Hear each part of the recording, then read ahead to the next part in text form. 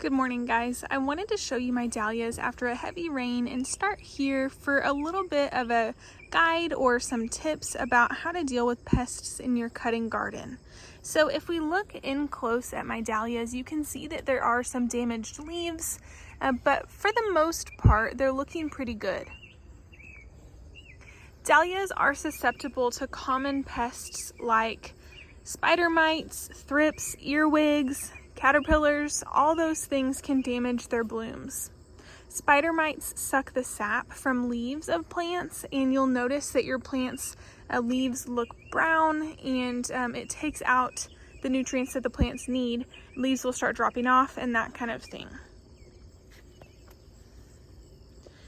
One of the best things that I've found to preserve my blooms when I'm struggling with insect pressure, whether it's caterpillars or earwigs or whatever it may be, are these mesh bags. These protect the bloom and insects can't get in here if you fasten them down tight. Don't pinch the stem off, of course, be kind of careful. But when you protect the blooms that you're wanting to use, it's not so much of an issue. I garden organically. In fact, I don't spray anything or use any bait or anything like that, organic or otherwise. I'm not interested in sacrificing the insects in my garden that are beneficial because of bad insects. So one of the things that I like to do is just preserve the blooms that I'm going to use for cutting, and if they are spent or not looking good or whatever, I will just pop them off so that they damage on those doesn't spread to other parts of my plant. One dahlia that I find is really susceptible, or I guess this type of dahlia, these dinner plate dahlias are really, garden dog. These dinner plate dahlias are really susceptible to insect pressure, and bugs will just kind of eat on their petals. So if you cover them up, you keep them safe from these insects, and it's not an issue. Another thing that dahlias commonly struggle with is powdery mildew, and this is something that happens here in our hot and humid climate a lot. I like to just make sure that I have as much airflow as I can. When I'm trimming from my dahlias, I like to make sure that I cut nice and deep so that it promotes more branching, but it also kind of gives airflow in the center of the dahlia. And when I stake my dahlias, I try to make sure that I'm not staking the branches too tightly together so that there's still airflow in between. If you do have to remove some spent blooms from your dahlia that are kind of taken up by pest pressure, I just pull their heads off. And this is something that if you remove spent blooms, it will promote new growth anyway. So it's kind of a bummer to have to pull off a bloom that you can't use because of these bugs, but this will promote more blooms. And what I like to do is just go ahead when they are just barely starting to open, go ahead and put the mesh bags on them so that they are safe from the munching of insects. You can see here I have some frass or like caterpillar poop. There are caterpillars in here. This plant this might be a little bit of spider mite damage. You can see that the leaves are kind of turning brown and yellow. It looks kind of like the life is being sucked out of them. You can use insecticidal soaps and things like that. But I think what I'll probably do is just cut off that affected area. One thing that really helps pest resistance in dahlias and other flowers is to have the right conditions. For example, if your dahlias or other flowers are struggling because it's too hot and they don't have enough water, or it's been too humid so they've got powdery mildew, or maybe you're watering them too much, this is just a sign to pests and insects that, hey, this plant is struggling, it's fair game. Plants that are doing well, that are well taken care of, that are given the amount of water that they require and watered frequently, are plants that are more naturally resistant to pest pressure. Some varieties are naturally more resistant than others as well. You can see that this dahlia here that is kind of orange is looking a lot better than the Cafe au lait next to it. You can see naturally it has darker green, kind of more burgundy green leaves, but you can notice that these leaves are looking kind of sad. They're looking kind of, well, like the life has been sucked out of them by spider mites probably. So you might find that some varieties are naturally a little bit more resistant than others, and maybe those are some of the things that you want to grow in your garden because you know they'll do better for you. After looking closer at my dahlias, I decided that I needed to do a little something about the spider mites that are taking over my Cafe au lait dahlia in the middle. You can see that I have pruned it back pretty hard. There are still some longer stems that I want to flower for me so I can use them in arrangements. So I'm going to let those go ahead and flower, and then I'll cut it back even further. There is lots of new growth that looks good down inside here, so my goal will be to take it back quite a bit so that I can let that new growth flush, and so that the plant doesn't have to keep giving energy to these leaves that aren't looking good. So I'll keep you guys posted on what this looks like. You could use insecticidal soap or like dish soap to kill the spider mites, but again, that is not exclusive to spider mites, and it would harm any of the beneficial insects that are on the bush as well. I'm going to choose to just prune really hard and give this dahlia a chance to bounce back. I do have another Cafe au lait out in my field, so hopefully that one will do a little bit better. And you can see that the dahlias next to this one, the Rip City, and then also this orange one, don't have that same problem. So I wanted to make sure that there was a little bit of space between everybody so that spider mites didn't climb from one to another, but also, like I said, preserve some of my blooms but not spray this dahlia. So if you are looking into organic gardening, that can include organic sprays, so you could use like neem oil or something like that. Or if you want to do no spray like me, you just kind of have to see what the plant does and hope for the best. Another thing that you can do, in addition to making sure your plants are receiving the requirements of light and water that they need so that they're strong and sturdy on their own, is to interplant with other things. Now it's a little tricky to tell because these dahlias kind of took over and they came back where I did not plant or expect for them to come back. But deep down in here, there is a blueberry bush. We have dill. There is celosia next door and another blueberry, some purple cone flowers. So the more you diversify your plantings, even if you want to plant 20 dahlias, if you know that you might be susceptible to a specific pest or that you might have an issue with some of your dahlias, it's safer for you to plant a couple together and interplant with other things, and then plant more dahlias further on down the line, so that if there is a virus or an infection or a pest that is really damaging your dahlias, it's not going to go through all 20 of the dahlias you planted at the same time. One other thing that you can do in the garden is plant trap crops interplanted with the crops that you're trying to save. Calendula and marigolds work really well as trap crops, and I'm okay if they take on some of the pressure of aphids and things like that so that my plants around them are healthy. Last year when I planted these calendula, they really struggled with aphids, and so did the milkweed right behind them. But I think because they're more established this year and because the beneficial insects have found my garden, I think that that's less of an issue for us this year.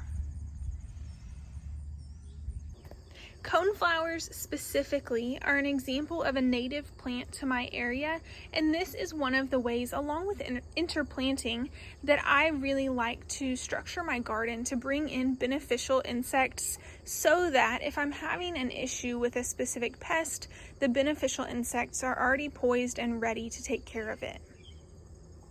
Now, it may take a couple of years when you're planting native plants and also gardening organically, or like myself with no sprays at all, even organic. It may take a couple of years for your beneficial insect population to get going, but once it does, you will have plenty of beneficials to help with pests in your garden. There are issues like powdery mildew and viruses and things that beneficial insects cannot prevent because it is a plant issue based, for example, with powdery mildew, based on the humidity in your environment, in my environment, specifically here in the South. But as far as insects go, if you have an issue with caterpillars or earwigs or things like that, there are wasps and other insects that eat those pests that will help you out. Sunflowers are another focal flower for me here in the South in the summer, and they can also succumb to some of the same issues like caterpillars, earwigs, that kind of thing. One of the main things that I do with sunflowers and also zinnias, in addition to making sure that I am interplanting and growing multiple different varieties of things with my sunflowers and zinnias, is I also like to make sure to succession sow. So I find that if your plants like this down here, the sunflower that I've already trimmed, by the time that they, especially the Pro Cut variety that grows in only like 60-ish days, by the time that they are struggling with pest pressure on their leaves and things, I find that it's time to cut them anyway, and I can just trim them back and move on. So I like to make sure that I always have a succession planting every couple weeks for sunflowers and every month or so for zinnias, so that there are new plants to replace them.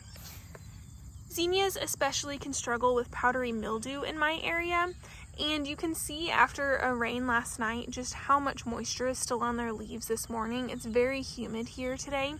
So one of the things that I like to make sure to do is make sure to trim down the plant quite deep when I take my cuttings for my flower arrangements. So pruning the plant down can kind of help make sure that the growth is bushy and strong. But I also like to make sure that as soon as the plant has reached the end of what it's going to give me, as soon as it starts to look bad, it gets powdery mildew, it's struggling with bug damage, after a couple of months of growth and a month or so of blooms, I cut that plant all the way back to the ground, and I have other zinnias coming up to replace it.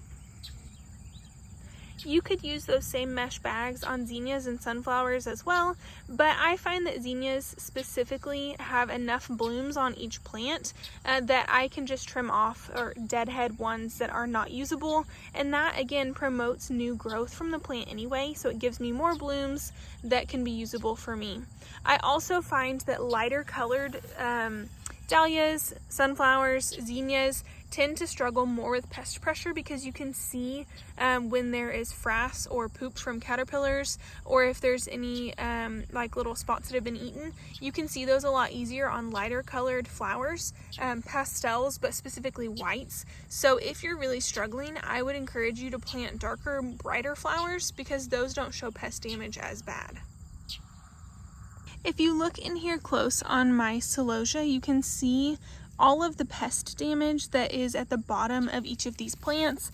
This one is really bad, but then it has new leaves that are growing from there. One thing that I find is really helpful in the garden is just to keep an eye on my plants. I hadn't looked at these in a couple of days because they aren't blooming yet, and so I thought, well, it's no big deal. But I came out and they were just being eaten up by these beetles. And sometimes what I need to do if I have Japanese beetles or even native beetles that are tearing at my plants is I just get a mason jar with soapy water in the bottom, and I just hand pick the pests off of my plants.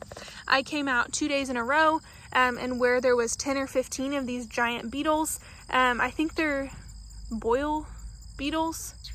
I'll look up the name for y'all. I looked them up. They kind of freaked me out. But after 2 days, I had gotten all of the beetles, even little ones that were hiding in the grass, and now you can see that there's new growth, and these look like they'll be totally fine. But if I had not looked at my flowers that day and didn't realize that my celosia was being eaten, I would have come out later in the week and it would have been completely gone. Before we go, let's talk a little bit about perennials and bushes in your garden.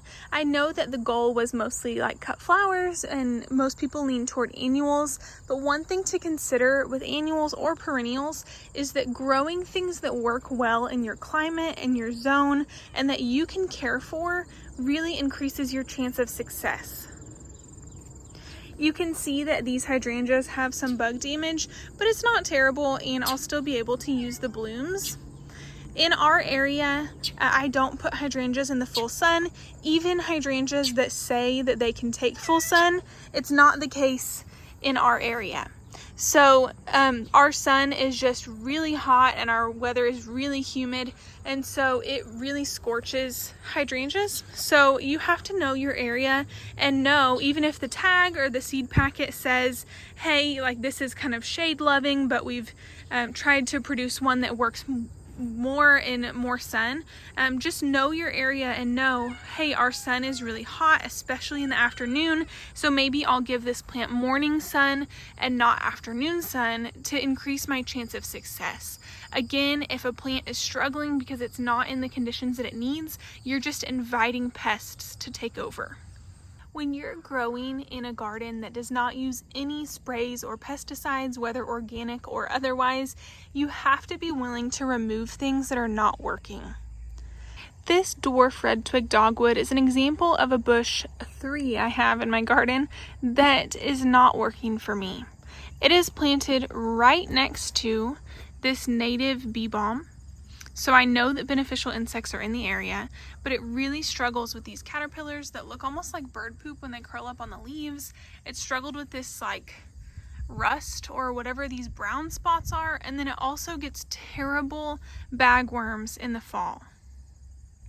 Because I'm not willing to spray pesticides or anything like that in my garden, I am not willing to keep this bush that continues to struggle and just attracts pests to it. I know that some people who garden on larger scales or even who use organic pest prevention would just spray this bush, but again, it's right next to some of my native plants, and I've worked really hard to encourage native insects and to promote the ecosystem in my garden. So for me, this is one that I have to just take out.